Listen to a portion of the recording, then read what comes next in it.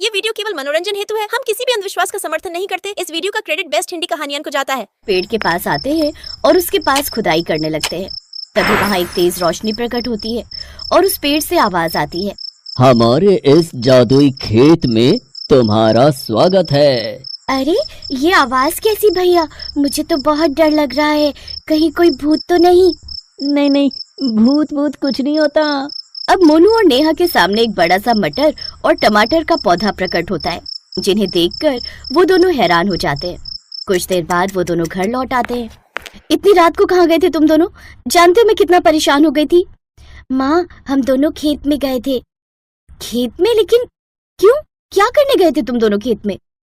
तुम दोनों जानते हो ना रात में यूं अकेले बाहर जाना ठीक नहीं। और क्यों गए थे तुम दोनों रात को खेत में? माँ, हमें दादी की वो बात याद आ गई थी, इसलिए। तुम दोनों को कहा है ना इन सब बातों पर ध्यान मत दो।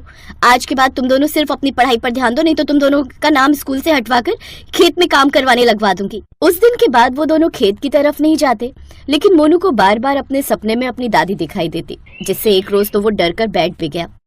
क्या हुआ भाई, तुम ठीक तो हो ना? नेहा, आज दादी फिर मेरे सपने में आई थी। मुझे लगता है दादी हमें कुछ बताना चाहती है, और अब मैं पता करके ही रहूंगा दादी आखिर कहना क्या चाहती हैं। अब वो दोनों जल्दी से खेत में चले जाते हैं, जहाँ उन्हें एक बड़ा सा टमाटर दिखाई देता है। अरे ये क्या? मटर के खेत में टमाटर कैसे आ गया? मैं एक जादुई टमाटर हूँ जो कई सालों से इस खेत में दबा हुआ था, लेकिन अब तुमने मुझे आजाद कर दिया है। साथ ही मेरे इस जादुई मटर को भी आजाद कर दिया है। जादुई मटर टमाटर? हम कुछ समझे नहीं। मैं समझाता हूँ। दरअसल हम दोनों जादुई मटर टमाटर थे। कई साल पहले हम इस धरती पर आए थे, और जब आकर थक गए तो इस खेत में आकर लेट गए, और हमें कब नींद आ गई हमें खबर ही नहीं। जब हम होश में आए तब तक किसी ने हमारे ऊपर ये पेड़ उगा दिया था, और तब से हम इसी पेड़ में दब गए। एक रोज तुम्हारी दादी जब इस खेत में काम कर रही थी, तब वो इस ओर खुदाई कर रही थी। हमने उन्हें हमारे जादुई होने की बात बताई, तो वो इस जगह और खुदाई कर पाती, हमें बाहर निकाल पाती। उससे पहले ही गांव में किसी की तबीयत ज्यादा खराब होने की खबर उन्हें मिली, और वो जल्दी में यहाँ से निकल गई। हाँ, और शायद इसी राज के बारे में दादी हमें बताना चाहती थी, लेकिन वो कुछ कह पाती उससे पहले ही उनकी मौत हो गई। क्या हुआ? बड़ा दुख हुआ ये सुनकर। खैर, अब तुमने हमें आजाद कर दिया है, इसलिए अब तुम जो चाहो हमसे मांग सकते हो। हाँ, हम तुम्हारी मदद अवश्य करेंगे। ये सुनकर वो दोनों बड़े खुश होते हैं। क्या सच में हम जो मांगेंगे तुम दोगे? हाँ, यकीन नहीं होता तो मांग कर देखो। ठीक है, तो हमें आइसक्रीम दो। बस इतनी सी बात। तभी वो अपने जादू से आइसक्रीम दे देते हैं। अब तुम्हें कुछ भी चाहिए होगा तो हमसे मांग लेना। ठीक है, लेकिन अभी हमें घर जाना होगा, माँ इंतजार कर रही होगी। अब वो दोनों घर आ जाते हैं और अपनी माँ को सारी बात बताते हैं। क्या? जादुई मटर टमाटर का खेत? अब रजनी भी उनके साथ खेत जाती है, जहाँ उनसे वो अपनी गरीबी के बारे में बताती है। अब तुम चिंता मत करो, हम तुम्हारे सारे दुख दूर कर देंगे। इतना कहते ही इससे उनके खेत में ढेर सारी जादुई मटर और टमाटर की खेती उगाती है। अब तुम इन जादुई मटर टमाटर को बेचकर खूब अच्छे पैसे कमा सकती हो। ये जादुई हरे मटर और टमाटर अब कभी भी खत्म नहीं होंगे। साथ ही अब तुम्हारे यहाँ किसी भी चीज की कमी नहीं होगी। हम हमेशा इस खेत में रहेंगे तुम लोगों की मदद के लिए। खुशी खुशी घर आ जाते हैं तो उनका छोटा सा कच्चा सा घर बड़े से पक्के शानदार घर में बदल चुका था, जहाँ सुख सुविधा की हर चीज थी और अंदर ढेर सारी धन दौलत भी थी। अब रजनी उन जादुई मटर टमाटर को बाजार में बेचती, जिससे अच्छे खासे पैसे भी कमाती। अब उनकी सारी गरीबी दूर हो गई और अब वो खुशी खुशी रहने लगे। हरियर नाम के एक गांव में धीरज नाम का एक किसान रहा करता था। उसके पास जमीन का एक टुकड़ा था, जिस पर एक बड़ा पेड़ लगा हुआ था। उस पेड़ को देख उसकी पत्नी ने एक रोज कहा, हम इस पेड़ को कटवा क्यों नहीं देते जी? देखो तो कितनी जगह घेर कर खड़ा है, उसमें भी ये पेड़ हमारी कितनी जगह रोक लेता है। एक किसान की पत्नी होकर तुम ये कैसे कह सकती हो? कभी ये भी तो नन्हा पौधा रहा होगा, आज वृक्ष बन गया, और फिर इसका हमें लाभ ही तो है। ये हमें छाया ही देता है, मैं इसे कभी नहीं काटूंगा। धीरज ये कहकर खेत में काम करने लग जाता है। हरिहर के घर में उसकी पत्नी रजनी, 8 साल की बेटी रिया और 7 साल का बेटा मोनू और एक बूढ़ी माँ सरला थी। खेत में काम करके वो जैसे तैसे अपना घर चला रहा था। वो अपने खेत में मटर की खेती करता था। मटर ले लो, मटर, हरी हरी मटर, ताजा ताजा मटर, मटर ले लो, मटर। धीरज के साथ साथ उसकी पत्नी भी खेत में फसल लगाती और उसके साथ सब्जी बेचने भी जाती। शाम को दोनों थके हारे घर लौटते। पीछे से सरला घर और बच्चे संभाल लेती थी। ऐसे ही समय बीता। एक रोज धीरज अकेला ही जब सब्जी बेचकर घर लौट रहा था तो तेज बारिश हो रही थी। जल्दी जल्दी घर जाता हूँ, नहीं तो सब घर में परेशान हो जाएंगे। वो ठेला लेकर घर की ओर जा ही रहा था कि तभी रास्ते में फाटक पड़ता था। वो उस फाटक से होकर ठेला निकाल ही रहा था कि अचानक उसका पैर उस पटरी में अटक जाता है। मेरा पैर, मेरा पैर। वो अपना पैर बाहर निकाल पाता उससे पहले ही तेज रफ्तार ट्रेन वहां आती है और वो उसके नीचे आ जाता है, जिससे कटकर उसकी मौत हो जाती है। उसकी मौत के बाद सब बिलक बिलक कर रोने लगते हैं। अब सरला और रजनी ही मिलकर जैसे तैसे उस घर को संभाल रही थी। लेकिन एक रोज सरला की भी तबीयत काफी खराब हो जाती है और वो अपने आखिरी वक्त में अपने पोता पोती से कहती है, अब मेरा जाने का समय हो गया है। तुम तो अच्छे से जानते हो बच्चों, तुम्हारे बाबा भी अब इस दुनिया में नहीं है, इसलिए अब तुम सब अपना ध्यान रखना। अब मैं जाने से पहले एक राज की बात बताती हूँ। हमारे मटर वाले खेत में जो पेड़। वो अपनी बात पूरी कर पाती है उससे पहले ही उसकी मौत हो जाती है। वो सब फूट फूट कर रोने लगते हैं। दादी तुम वापस आ जाओ ना। बाबा के बाद तो आपने ही हम सबको संभाला था ना दादी, वापस लौट आओ दादी। बच्चों, वो भी हमें छोड़कर तुम्हारे बाबा के पास चली गई। ऐसे ही कुछ दिन बीत जाते हैं। माँ, मरने से पहले दादी उस मटर के खेत के बारे में क्या बता रही थी? पता नहीं बेटा, मुझे लगता है वो उनकी उम्र का तकाजा होगा। हो सकता है उन्होंने ऐसे कुछ बोल दिया होगा। नहीं माँ, मुझे लगता है जरूर उस खेत में कोई राज छुपा है। तुम बेकार का सोच रहे हो, चलो अब चलकर सो जाओ।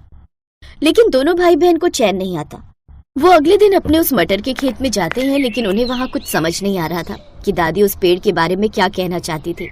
मुझे लगता है अभी हमें खुदाई करनी पड़ेगी, तभी हमें कोई राज पता चलेगा। चांदनी का पति उमेश अंडे बेचने का व्यापार करता था। उसके पास काफी मुर्गियां थी जो ताजे और बढ़िया अंडे देती थी। उमेश की दुकान पर अंडे खरीदने वालों की भीड़ लगी रहती थी। उमेश की अंडों की दुकान के सामने ही शेखर की भी अंडों की दुकान थी, पर शेखर अंडे बाजार से खरीद कर बेचता था, इसलिए लोगों को उमेश की दुकान के ही अंडे पसंद आते थे। अरे उमेश भैया, तुम्हारी मुर्गियों के अंडे खाकर ही अब हमारा नाश्ता पूरा होता है। बहुत ही बढ़िया अंडे होते हैं। शुक्रिया भैया, ये लो आपके अंडे पैक कर दिए। तुम तो सारा दिन दुकान पर मक्खियाँ मारते रहते हो और ये उमेश कमा कमा कर बहुत आगे बढ़ गया है। ये लो रोटी लाई थी, खा लो। मुझे कुछ करना ही होगा, इसकी दुकान पाली हुई मुर्गियों के कारण ही चल रही है। मुझे इन मुर्गियों के बारे में ही कुछ सोचना होगा। शेखर रात में मौका देखकर उमेश की पाली हुई सारी मुर्गियों को खुला छोड़ देता है। अगले दिन उमेश मुर्गियों को जब गायब देखता है उसके होश उड़ जाते हैं। हे भगवान, मेरी मुर्गियाँ कहाँ गई? सारी मुर्गियाँ गायब है। माँ, चांदनी, जल्दी आओ, हम तो बर्बाद हो गए। हमारी सारी मुर्गियाँ न जाने कहाँ चली गई। हे भगवान, ये क्या हो गया? लगता है किसी ने रात में मुर्गियों को ताला तोड़कर खुला छोड़ दिया। कोई तुम्हारे काम से ईर्ष्या करता है, उसी ने ये सब किया है। पता नहीं कौन मुझसे अपनी दुश्मनी निकाल रहा है। उमेश उदास मन से अपनी दुकान की ओर जाता है, पर वहाँ तो शेखर की दुकान पर अंडे खरीदने वालों की भीड़ लगी देखकर वो हैरान रह जाता है। क्या हुआ उमेश भाई, हैं? आज तुमने दुकान नहीं खोली क्या? तुम्हारी मुर्गियों ने अंडे नहीं दिए क्या?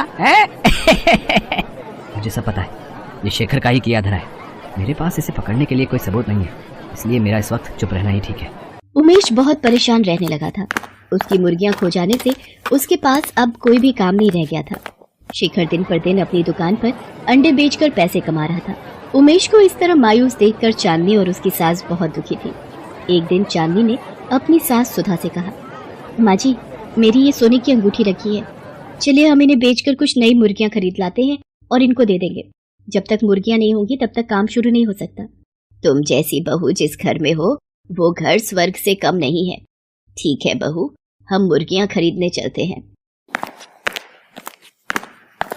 अरे माँ जी, आज तो बाजार ही नहीं लगा। पता किया है, अब 1 हफ्ते बाद ही बाजार लगेगा।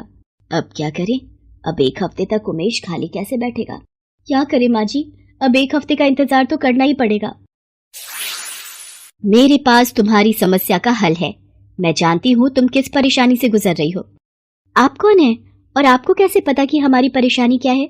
मैं एक जादूगरनी हूँ और मैं दुखी लोगों की सहायता करती हूँ। अच्छा, तो फिर आप हमें हमारी परेशानी का हल बता दीजिए जादूगरनी जी। लगता है तुम दोनों सास बहू में बहुत प्रेम है और ऐसे रिश्तों को देखकर मुझे बड़ी खुशी मिलती है। मैं जानती हूँ तुम यहाँ मुर्गियां खरीदने आई थी और बाजार बंद देखकर यहाँ से वापस लौट रही थी। मैं तुम्हें ऐसे बीज दूंगी जिसकी सहायता से तुम अंडे की खेती कर सकती हो और उसके लिए तुम्हें मुर्गियों की भी जरूरत नहीं पड़ेगी। क्या? अंडे की खेती? पर वो कैसे हो सकती है? ऐसे कौन से बीज हैं जिनसे अंडे पैदा हो सकते हैं?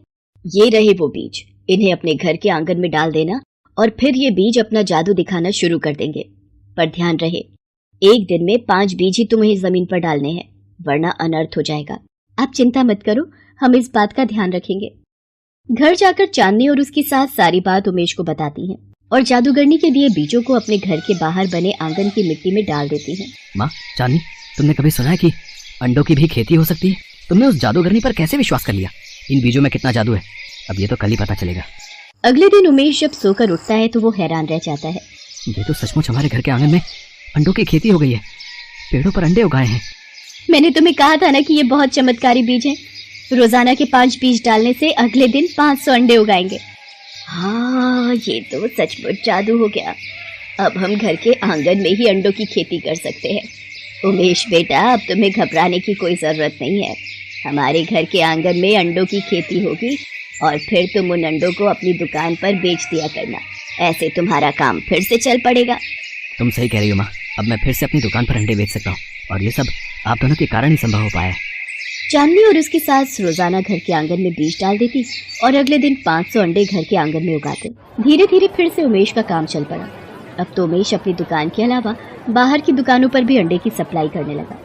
उमेश का काम फिर से अच्छा चलते देख शेखर ईर्ष्या से भर गया। जब उसे सच्चाई पता चली तो वो अपनी पत्नी से बोला, तुम्हें किसी भी तरह तुम्हें इसके घर जाना है और वो जादुई बीज चुरा कर लाने, समझी ना, ताकि हम उन जादुई बीजों से अंडे की खेती कर सकें। तुम चिंता मत करो, मैं चाय पीने के बहाने जाऊंगी और मुट्ठी भरकर बीज चुरा लाऊंगी, फिर तुम भी रोजाना अंडे की खेती करना। शेखर की पत्नी बहाने से चांदनी और उसकी सास के पास जाती है और बातों ही बातों में बीज चुराकर घर लौट आती है। ये देखो, मैं कितने सारे बीज चुरा लाई हूँ। तुम एक काम क्यों नहीं करते? तुम मुट्ठी भर के बीज आंगन में डाल दो। जितने ज्यादा अंडे होंगे उतनी ही ज्यादा कमाई होगी। शेखर अपनी पत्नी के कहने पर एक नहीं बल्कि 2 मुट्ठी भरकर बीज आंगन में फैला देता है और जादूगरनी के कहे अनुसार अगले दिन जब शेखर और उसकी पत्नी सोकर उठते हैं, वो घबरा जाते हैं। उनका पूरा घर अंडों से भरा हुआ था और दोनों अनेकों अंडों के बीच में दबे हुए थे। तभी अचानक शेखर की दुकान का नौकर